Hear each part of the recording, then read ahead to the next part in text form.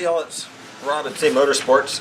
This is video number 5 of the how-to for installing, assembling, wiring the LED color change dash kit for the 4G Eclipse. So first video we just basically did unbox. Second video we did a complete disassembly of the dash pod. Third one we installed the LEDs and routed the wires. Went through what pieces you had to modify in the dash pod to get that done. Fourth video we put the dash pod back together, and now the wires are completely out of it. It's ready to go back in the car and be fully functional. So what we're going to do now is go over the basic wiring for the kit once you've got it to this point. Again, now we've got the 4 LEDs, circuit boards already mounted in the dash. Here are their wires coming out of there. We've got our resistor pack. I've got just some scrap wire because I don't want to cut up all this other wire for whoever gets it down the road. And then we've got the 4 LED strips, which are completely optional. You do not have to use them, but I'm going to show basically how they would work also. Anyways, the 4 wires that are coming out of here, they all have black, green, red, and blue on them. Effectively what you're going to do is you're going to tie black to black, green to green, red to red, and blue to blue on all 4 of these. Make these all one common wire. Okay. For stripping this wire, what I do is I will separate out the individual wires. So you've got them. Okay, you've got some slack.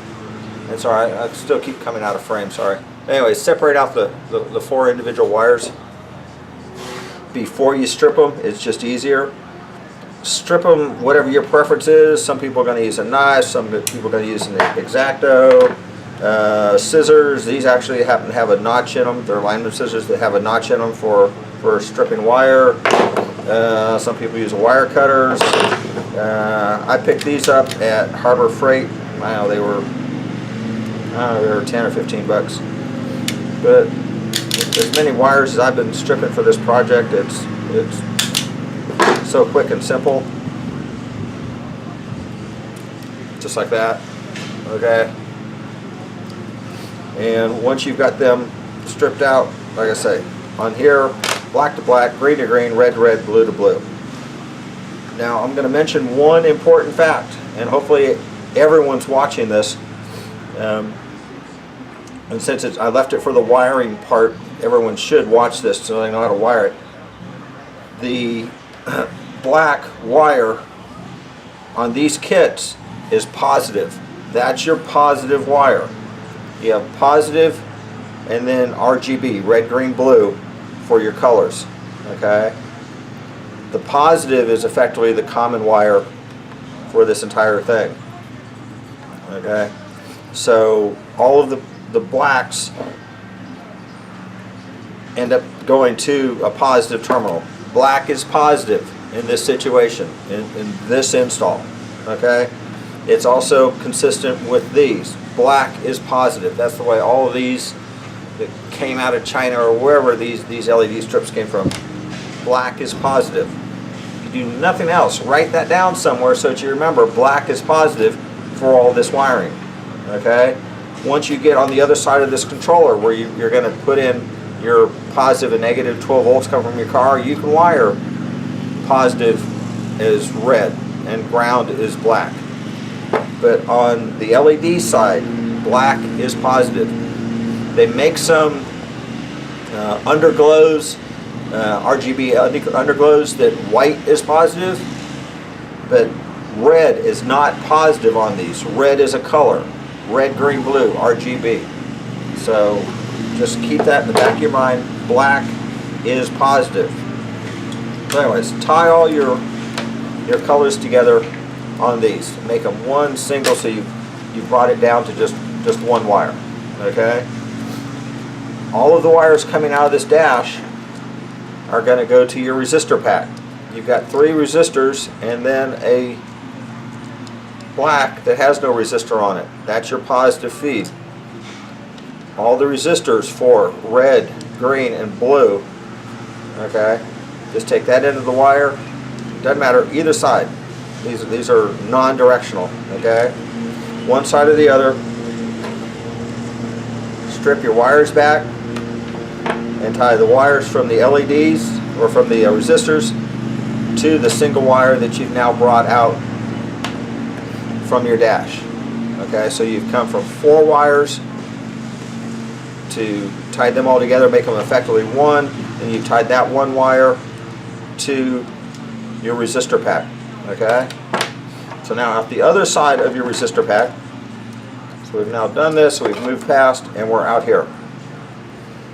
Coming out of that resistor pack, you're going to your controller. They're all labeled red, green, blue, plus. Plus is, remember, black on this, okay? You don't need to strip your wires back this far, but if you do, what I recommend, let's try and stay in frame, is double it over. Okay, hopefully you can see that. So it just gives a little bit more grip on these. Take a little screwdriver and set it in and loosen it up, stick your wire in, then tighten it down. These will pull out. They're just a plug-in. Okay, you can pull them out if it's easier rather than hanging on this whole thing. Just make sure that you get red, green, blue, and plus, which is black, in the right order. Doesn't matter which one of these you use. Okay, they're both common to each other, so you can use either side. That's what all it takes to get your resistor pack or your LED set all the way through the resistor pack to here. You have to put that resistor pack between here and here. If you do not, you will blow all those out. They will die. First time you turn it on, they are going to instantly die. Guaranteed. I promise you. There's no way around it. You're going to blow out all 28 of those LEDs in there, and then you're going to be SOL. Like I mentioned earlier, if in the process you pull a wire loose from the circuit board or something, you know, for whatever reason, if you can't solder it back in, I'll work with you. I have no problem doing that. But if you say, hey, these don't work, if I get them back, or you send me pictures and say all 28 of them are dead, I know what happened. The only way you can do that is by not putting that resistor pack in line and you blew all 28 of them out. I'll know that. These, I test every one of these before they get sent out. I know all those LEDs are working. So, slow down. Make sure you get that resistor pack in there. Okay? Very important step. If you blow them out, there is no fix other than replacing every single one of those LEDs in that unit. Okay? Now, if you decide you want to put these in your fence, under your dash, or someplace in your car, or you have one of these 5-yard sets of LED strips and want to wire them in, they're the same. You've got a positive, which is going to be black or sometimes white, red, green, blue. They wire directly in here. These already have built-in resistors in these strips. Okay, you can wire that direct in. If you've got your LEDs dash coming in this side, okay, you can put those other ones on that same side. That's fine. Or you can put them over here. It's not a problem. Okay. This is listed at the amount of wattage that this will handle. Just so you know, these resistors, the calculated draw that I'm using on each channel, what was it? It was like 4 watts. So if you've got all 3 of them on, you're at 12 watts. At 12 volts, this thing will handle 216 watts. You're not even close. Okay, a full LED strip of these ain't gonna face it. You should be able to hang 2 or 3 full LED the 5-yard strips off of this without it having a problem.